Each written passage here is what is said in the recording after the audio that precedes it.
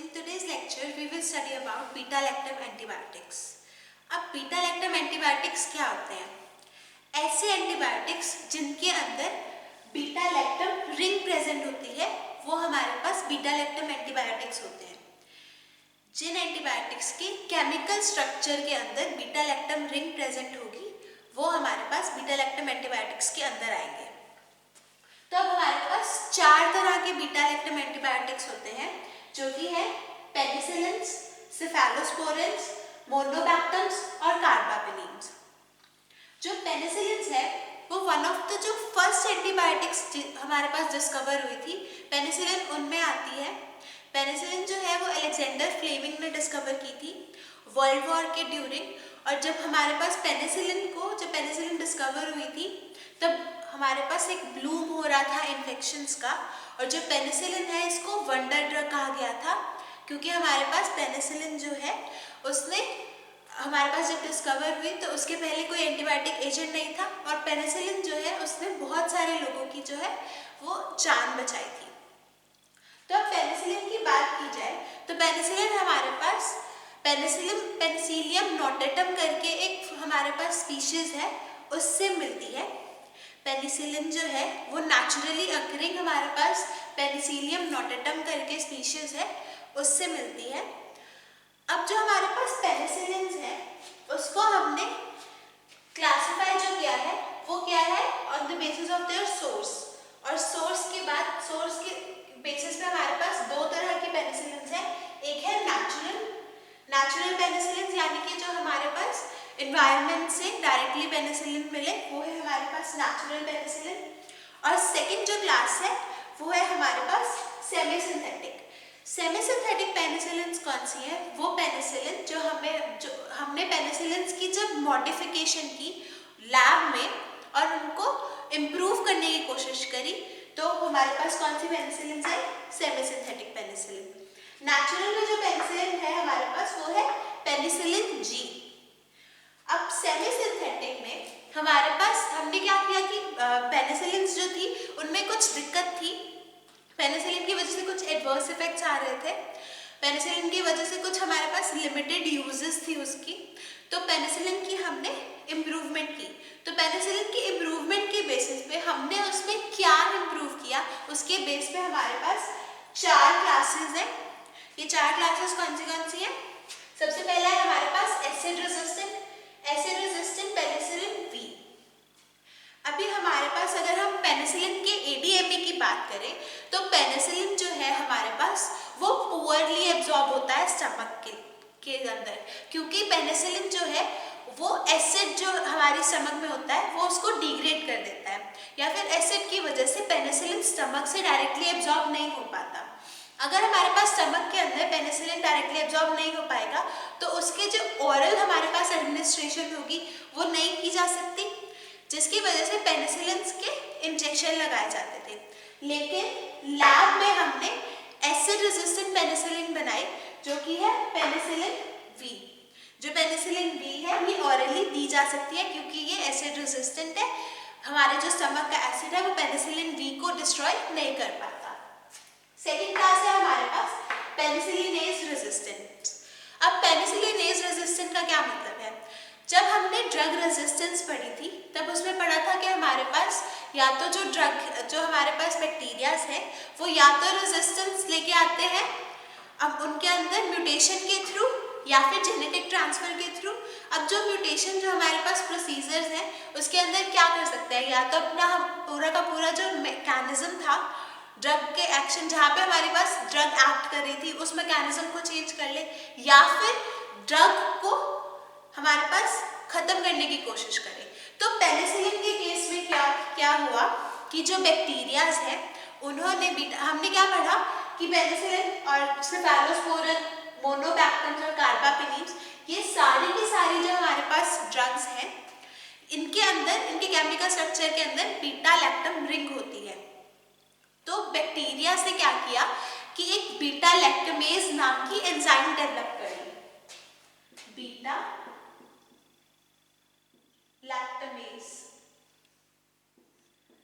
Bacteria ने beta-lactamase नाम की एक एंजाइम डेवलप कर ली. अब बीटा-लैक्टमेज क्या करती है? जो बीटा लैक्टम का हमारे पास रिंग होती है इन सब एंटीबायोटिक्स के अंदर, उस रिंग को डिस्ट्रॉय कर देती है, जिसकी वजह से हमारे पास जो पेनिसिलिन का स्ट्रक्चर होता है वो हमारे पास डिस्ट्रॉय हो जाता है और पेनिसिलिन का हमारे पास एक्शन नहीं आता। वैसे ही हमारे पास पेनिसिलिनेज, हमारे पास अगर पेनिसिलिन की स्पेसिफिक बात की जाए तो बैक्टीरिया ने पेनिसिलिनेज नाम की एक एंजाइम बना ली, जो कि पेनिसिलिन के कांटेक्ट में आते ही पेनिसिलिन को डिस्ट्रॉय कर देती है और पेनिसिलिन अपना एक्शन नहीं दिखा पाती, जो कि एंटीबैक्टीरियल एक्शन है। तो हमने लैब में पेनिसिलिनेज रेजिस्टेंट कुछ ड्रग्स बना ली, जो कि है मेथिसिलिन और क्लॉक्सासिलिन। उसके बाद आता है हमारे पास अमीनो पेनिसिलिन्स। अमीनो पेनिसिलिन्स या हमारे पास हमने क्या किया, वो एक अमीनो ग्रुप लगा दिया हमारी पेनिसिलिन्स के ऊपर, जिसकी वजह से हमने क्या देखा कि हमारी जो पेनिसिलिन है उसकी एक्टिविटी जो है वो इम्प्रूव हो गई और हमारे पास एक बेटर ड्रग आई। लास्ट जो क्लास है वो है हमारे पास एंटी स्यूडोमोनल। तो हमारे पास जो पेनिसिलिन है वो स्यूडोमोनास के ऊपर वर्क नहीं करती थी, तो हमने लैब्स में कुछ मॉडिफिकेशन की और एंटी स्यूडोमोनल ड्रग्स बना ली, जो कि है कार्बेनिसिलिन और एस्लोसिलिन। आई होप कि क्लासिफिकेशन क्लियर है। क्लासिफिकेशन के अंदर हमारे पास पेनिसिलिन की इनिशियल जो क्लासिफिकेशन है वो की जाती है सोर्स के ऊपर। सोर्स के अकॉर्डिंग हमारे पास दो क्लासेस हैं, नेचुरल और सेमी सिंथेटिक। नेचुरल यानी कि हमारे पास जो पेनिसिलिन हमारे पास नेचर में अवेलेबल है वो पेनिसिलिन, वो है हमारे पास penicillin G.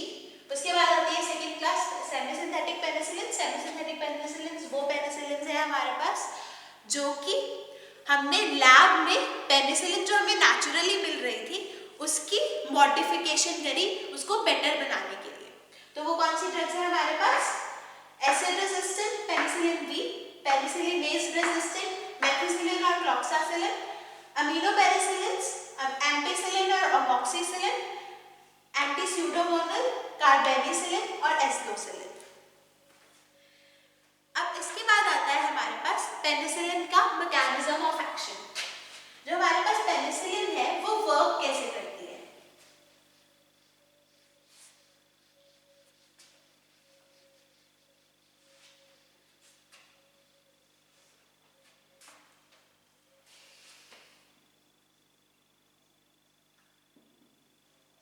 Mechanism of action,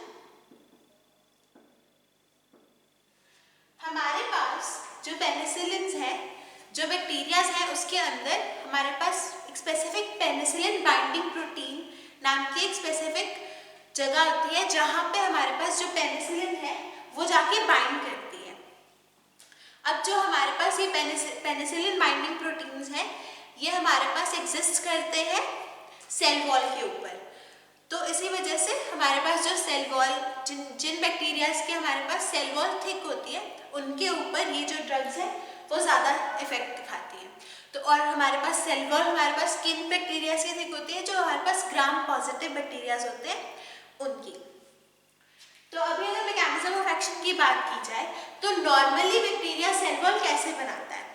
normally bacteria cell wall हमारे पास दो सब्सटेंसेस को यूज करके बनाता है, नमक और नैक, जो कि है N-एसिटाइल म्यूरामिक एसिड और N-एसिटाइल ग्लूकोसामीन। बैक्टीरिया जो है वो N-एसिटाइल म्यूरामिक एसिड और N-एसिटाइल ग्लूकोसामीन का यूज करके सेल वॉल बनाता है। अब जो हमारे पास ये N-एसिटाइल म्यूरामिक एसिड और N-एसिटाइल ग्लूकोसामीन है, ये हमारे पास जो बैक्टीरिया का साइटोसोल होता है या फिर साइटोप्लाज्म होता है उसके अंदर प्रेजेंट होता है। तो बैक्टीरिया क्या करता है, हमारे पास साइटोसोल अपने खुद के साइटोसोल से N-एसिटाइल म्यूरामिक एसिड को और N-एसिटाइल ग्लूकोसामीन को ट्रांसफर करता है और फिर हमारे पास N-एसिटाइल म्यूरामिक एसिड और N-एसिटाइल ग्लूकोसामीन में पेप्टाइड लिंकेज की फॉर्मेशन होती है, जो कि अल्टीमेटली हमारे पास एक पेप्टाइडोग्लाइकेन की लेयर बना देती है। तो हमारे पास होता क्या है, साइटोसोल से N-एसिटाइल म्यूरामिक एसिड और N-एसिटाइल ग्लूकोसामीन को ट्रांसफर किया जाता है। जो ये हमारे पास N-एसिटाइल म्यूरामिक एसिड और N-एसिटाइल ग्लूकोसामीन है, इनकी पेप्टाइड लिंकेज की जाती है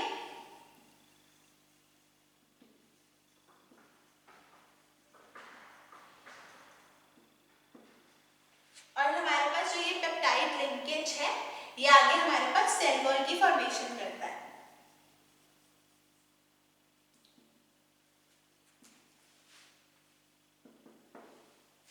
अभी हमारा पेनिसिलिन्स क्या करते हैं? पेनिसिलिन्स हमारे पास जो हमारे पास ये प्रोसेस है साइटोसोल से, जब हमारे पास नामा और नाग हमारे पास आ रहे हैं सेल वॉल बनाने के लिए, उस प्रोसेस को हम कहते हैं ट्रांसपेप्टाइडेज। ट्रांसपेप्टाइडेशन,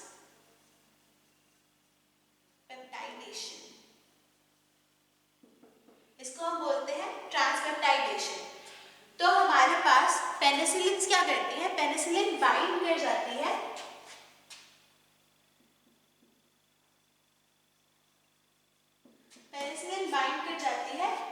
पेनिसिलिन बाइंडिंग प्रोटीन के साथ, और जो ये पेनिसिलिन बाइंडिंग प्रोटीन है ये इस प्रोसेस को स्टॉप कर देता है। होता क्या है, हमारे पास जो पेनिसिलिन है वो सेल वॉल के अराउंड, हमारे पास पेनिसिलिन बाइंडिंग प्रोटीन्स प्रेजेंट होते हैं बैक्टीरियल सेल वॉल के अंदर।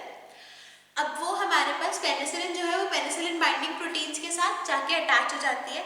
अब जो हमारे पास पेनिसिलिन बाइंडिंग प्रोटीन्स है वो क्या करते हैं, अटैच होने के बाद जो ये ट्रांसपेप्टाइडेशन का प्रोसेस है इसको स्टॉप कर देते हैं।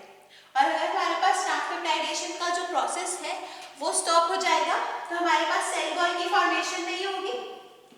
अगर हमारे पास सेल वॉल की फॉर्मेशन नहीं होगी तो जो हमारे पास सेल वॉल है, सेल वॉल का वर्क क्या होता है बैक्टीरिया के अंदर, वो उसको प्रोटेक्शन प्रोवाइड करता है। अगर हमारे पास सेल वॉल प्रेजेंट नहीं होगी तो हमारा जो बैक्टीरिया होगा उसकी जो प्लाज्मा मेम्ब्रेन होगी वो स्वेल कर जाएगी, और स्वेल कर जाने के बाद जो बैक्टीरिया होगा वो बर्स्ट कर जाएगा। सेल वॉल नहीं बनेगी तो हमारे पास क्या होगा, जो बैक्टीरिया है वो स्वेल कर जाएगा, और स्वेल करने के बाद बर्स्ट कर जाएगा, और अल्टीमेटली हमारे पास जो बैक्टीरिया है वो किल हो जाएगा। आई होप इसका मैकेनिज्म ऑफ एक्शन आपको क्लियर हो। हमारे पास जो सेल वॉल, जो बैक्टीरियल सेल वॉल की फॉर्मेशन में पेनिसिलिन जो है वो इंटरफेयर करता है। बैक्टीरियल सेल वॉल की फॉर्मेशन में हमारे पास एन-एसिटाइल ग्लूटामिक एसिड और एन-एसिटाइल ग्लूकोसामीन चाहिए। तो हमारे पास जो एन-एसिटाइल, इन दोनों का जो हमारे पास ये सेल वॉल कैसे बनता है, पेप्टाइड लिंकेज के थ्रू। जब बैक्टीरिया हमारे पास पेनिसिलिन क्या करता है, पेनिसिलिन बाइंडिंग प्रोटीन्स के साथ बाइंड करता है, वो हमारे पास जो ट्रांसपेप्टाइडेशन का प्रोसेस है उसको स्टॉप कर देता है। सेल वॉल नहीं बनती, सेल वॉल नहीं बनती तो हमारा जो बैक्टीरिया है वो स्वेल कर जाता है, स्वेल कर जाता है और बर्स्ट हो जाता है। अब इसके बाद आता है हमारे पास कि जो हमारे पास जो पेनिसिलिन है स्पेसिफिकली ये ग्राम पॉजिटिव बैक्टीरिया के ऊपर वर्क करती है। क्यों? क्योंकि हमारे पास जो सेल वॉल होती है बैक्टीरिया, हमारे पास जो पेनिसिलिन है ये हमारे पास मैकेनिज्म ऑफ एक्शन का मेन क्या है कि ये सेल वॉल की फॉर्मेशन को रोक रहे हैं। अब ये जो सेल वॉल की फॉर्मेशन को रोक रहे हैं उसके अंदर हमारे पास जो ग्राम पॉजिटिव बैक्टीरियाज है उनके अंदर जो सेल वॉल होती है वो थिक होती है, और ये जो एक्शन है ये ज़्यादा प्रिवेलेंट है हमारे पास जो ग्राम पॉजिटिव बैक्टीरियाज है उनके ऊपर। अभी अगर देखा जाए तो हमारे पास जो पेनिसिलिन्स है वो ह्यूमन सेल को या फिर एनिमल सेल को इफेक्ट नहीं कर पाती। क्यों? क्योंकि ये जो है वो सेल वॉल के ऊपर इफेक्ट कर रही है, और ह्यूमंस के अंदर और एनिमल सेल के अंदर हमारे पास सेल वॉल नहीं होती, इसलिए जो है पेनिसिलिन्स वो ह्यूमन के ऊपर इफेक्ट नहीं दिखाती। सिर्फ बैक्टीरिया जो हमारे पास, अगर फॉरेन बैक्टीरिया आता है उसकी वजह से हमारे पास कोई इन्फेक्शन हो जाता है, सिर्फ उसके ऊपर अपना वर्क दिखाती है। अब इसके बाद आता है हमारे पास पेनिसिलिन्स की एडीएमई। तो एडीएमई की जब हम बात करी थी, एडीएमई होता है एब्जॉर्प्शन, डिस्ट्रीब्यूशन, मेटाबॉलिज्म और एक्सक्रीशन। तो जो हमारे पास पेनिसिलिन्स हैं वो पुअरली एब्जॉर्ब होते हैं स्टमक से, इसे क्योंकि वो जो हमारा स्टमक का एसिड है वो उसको डिग्रेड कर देता है। तो जनरली हमारे पास पेनिसिलिन के इंजेक्शंस दिए जाते हैं, ओरल फॉर्मुलेशन नहीं दी जाती। उसके बाद हमारे पास आता है कि जो हमारा पेनिसिलिन्स है वो ब्लड ब्रेन बैरियर जो होता है हमारे पास उसको क्रॉस नहीं कर पाता। हेंस हमारे पास ब्रेन के जितने भी इन्फेक्शंस होंगे उनमें पेनिसिलिन यूज नहीं की जा सकती। उसके अलावा पेनिसिलिन जो है वो प्लासेंटल बैरियर को क्रॉस कर देती है, फीटस के अंदर जा सकती है, इसीलिए प्रेग्नेंट फीमेल्स के अंदर पेनिसिलिन को अवॉइड किया जाता है। उसके बाद आता है हमारे पास मेटाबॉलिज्म। जो हमारे पास मेटाबॉलिज्म है पेनिसिलिन का मेटाबॉलिज्म मिनिमम है। ये अनचेंज्ड फॉर्म में एक्सक्रीट होती है, इस वजह से ये urine as an urinary antiseptic भी यूज की जा सकती है, यानी कि यूरिनरी ट्रैक्ट के जो इन्फेक्शंस है उसके ट्रीटमेंट में हमारे पास पेनिसिलिन जो है वो यूज की जा सकती है। अब आता है हम इसके एडवर्स इफेक्ट्स के ऊपर या साइड इफेक्ट्स के ऊपर। जो पेनिसिलिन है वो हमारे पास स्पेसिफिकली हाइपर सेंसिटिविटी रिएक्शंस होती है पेनिसिलिन की। कुछ सारे के सारे ह्यूमंस पेनिसिलिन के लिए अडेप्टेबल नहीं होते, कुछ ह्यूमंस जो है वो पेनिसिलिन के लिए एलर्जिक होते हैं, और जो ये हमारे पास पेनिसिलिन की जो एलर्जिक एक्शन है वो जो है वो हमारे पास लाइफ थ्रेटनिंग हो सकता है, एनाफाइलैक्सिस हो सकता है हमारे पास पेशेंट के अंदर। तो अगर हम पेनिसिलिन किसी को दे रहे हैं तो हमें ये मेक श्योर करना पड़ेगा कि वो जो हमारा पेशेंट है वो पेनिसिलिन के लिए एलर्जिक ना हो, उसकी पेशेंट हिस्ट्री देखनी पड़ेगी, या फिर हमारे पास अगर पेशेंट जो है वो नया है और उसके अंदर पेनिसिलिन कभी नहीं दी गई है तो हमें एक हाइपर सेंसिटिविटी टेस्ट करना पड़ता है। उसके अंदर क्या होता है, हमारे पास पेशेंट को बिल्कुल एक स्मॉल अमाउंट में पेनिसिलिन जो है वो इंजेक्ट की जाती है, और उसके बाद देखा जाता है अगर हमारे पास पेशेंट में कुछ रेड कलर के इरप्शंस आ जाए, स्किन जो है वो इरप्ट हो जाए, तो उस पेशेंट के अंदर हमारे पास पेनिसिलिन जो है वो अवॉइड की जाती है। अब इसके बाद आता है हमारे पास एक स्पेसिफिक पेनिसिलिन से रिलेटेड जो साइड इफेक्ट है वो है जेरिश-हेक्साइमर रिएक्शन। अब जेरिश-हेक्साइमर रिएक्शन क्या होता है? जेरिश-हेक्साइमर रिएक्शन के अंदर जो हमारे पास सिफिलिस के पेशेंट्स होते हैं उनके अंदर कभी भी हम पेनिसिलिन नहीं देते, क्योंकि पेनिसिलिन और हमारे पास सिफिलिस के पेशेंट्स में क्या करती है, जो हमारे पास स्पायरोचीट्स है उसको डिस्ट्रॉय कर देती है, और उसके बाद हमारे पास फीवर और मसल पेन जैसे सिम्टम्स अपीयर होते हैं। तो हमारे पास जो सिफिलिस का पेशेंट है उसके अंदर पेनिसिलिन नहीं दी जाती। अब इसके अलावा हमने जब बात की थी पेनिसिलिन के रेजिस्टेंस की, तो पेनिसिलिन के रेजिस्टेंस में क्या था कि हमारे पास जो कुछ बैक्टीरियाज हैं उन्होंने बीटा लैक्टमेज रिंग, हमारे पास जो बीटा लैक्टमेज एंजाइम बना ली है जो कि क्या करती है, रेजिस्टेंस प्रोवाइड करती है। जो हमारी बीटा लैक्टम एंटीबायोटिक्स है वो हमारे पास जो बीटा लैक्टम एंटीबायोटिक्स है बीटा लैक्टमेज एंजाइम की वजह से उसके ऊपर वर्क नहीं कर पाती, तो हमारे पास जो हमारे पेनिसिलिन्स हैं इनके साथ कुछ ऐसे स्पेसिफिक एजेंट्स दिए जाते हैं जो कि बीटा लैक्टमेज एंजाइम जो बैक्टीरिया ने बनाई है उसको इनहिबिट करते हैं, उनको हम बोलते हैं beta lactamase inhibitors. Beta lactamase inhibitors कौन से हैं हमारे पास? क्लेवुलेनिक एसिड, सेल्बैक्टम और टैजोबैक्टम।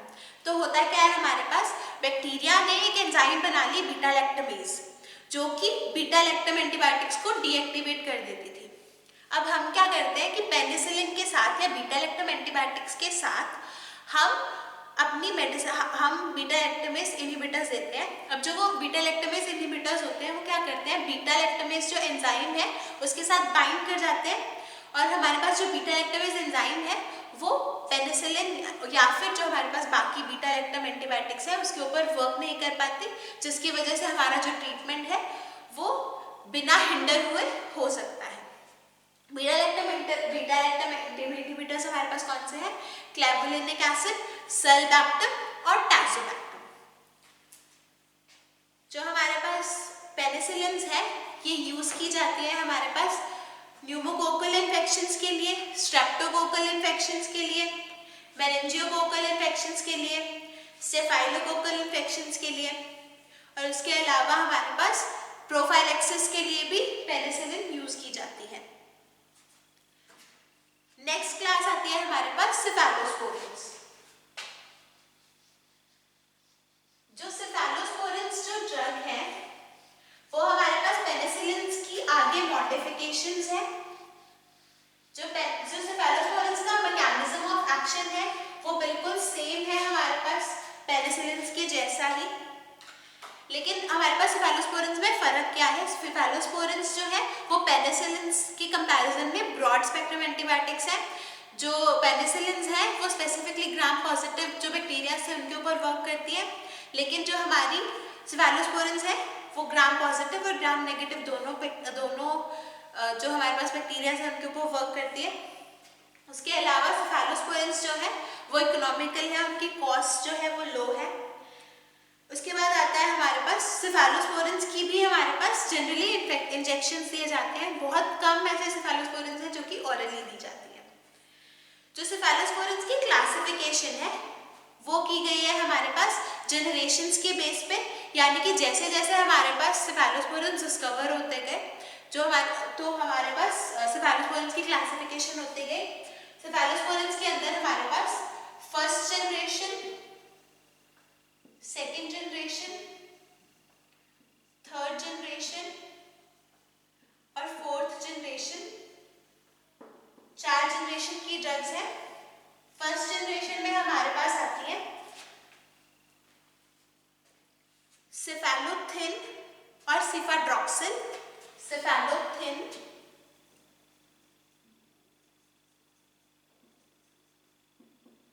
और सिफाड्रॉक्सिल।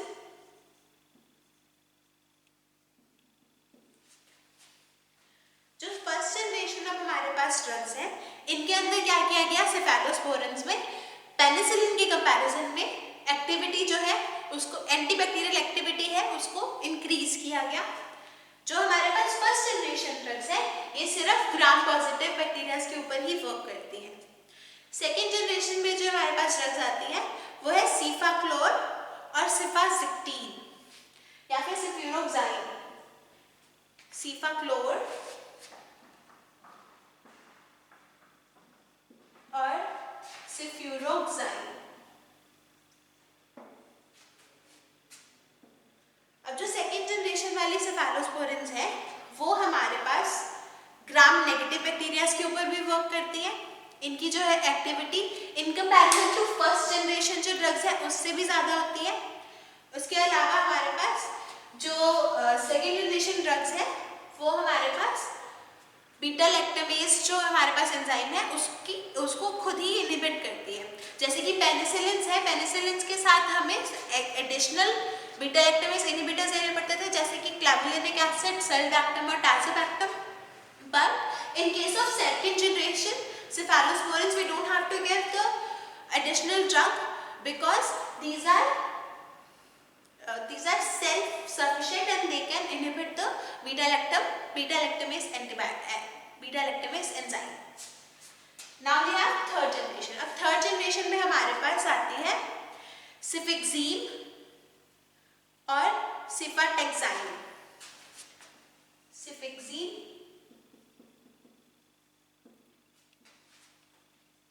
और सिफाटेक्साइन।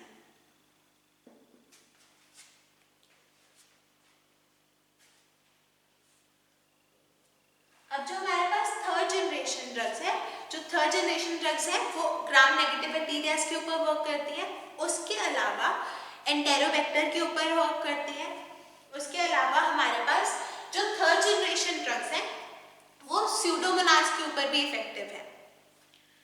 अब लेकिन हमारे पास जो थर्ड जनरेशन ड्रग्स हैं इनकी जो एक्टिविटी है वो ग्राम नेगेटिव बैक्टीरिया के ऊपर तो सफिशिएंट है, लेकिन इनकी जो एक्टिविटी है वो ग्राम पॉजिटिव बैक्टीरिया के ऊपर कम है।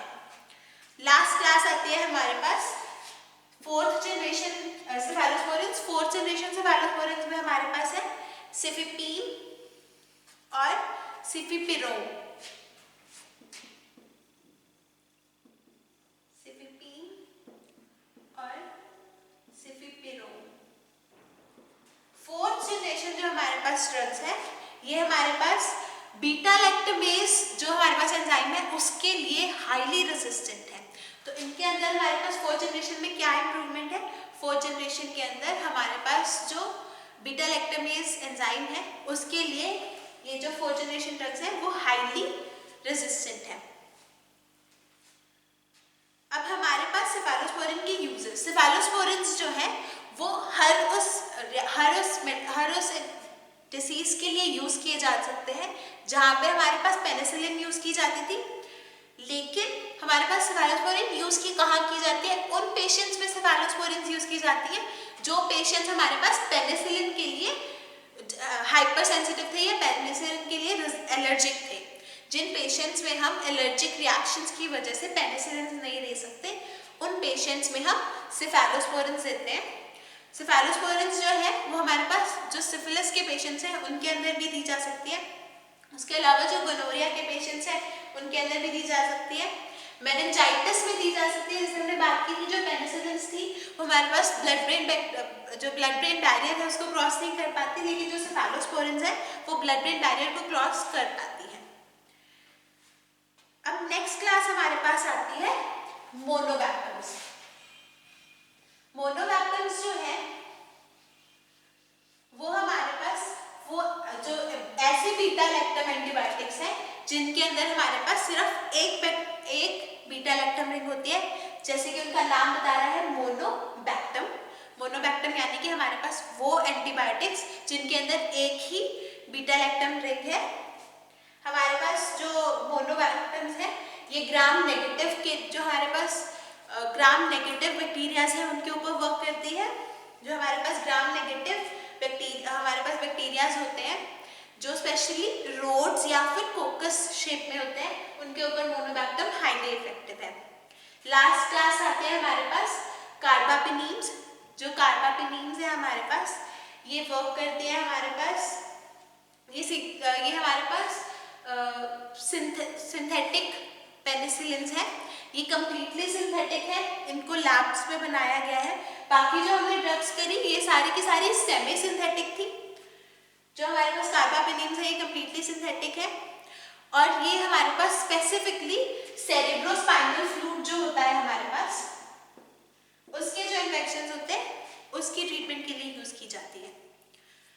नेक्स्ट क्लास में हम पढ़ेंगे टेट्रासाइक्लिन या और बाकी जो हमारे पास ब्रॉड स्पेक्ट्रम एंटीबायोटिक्स हैं उनके बारे में। Thank you.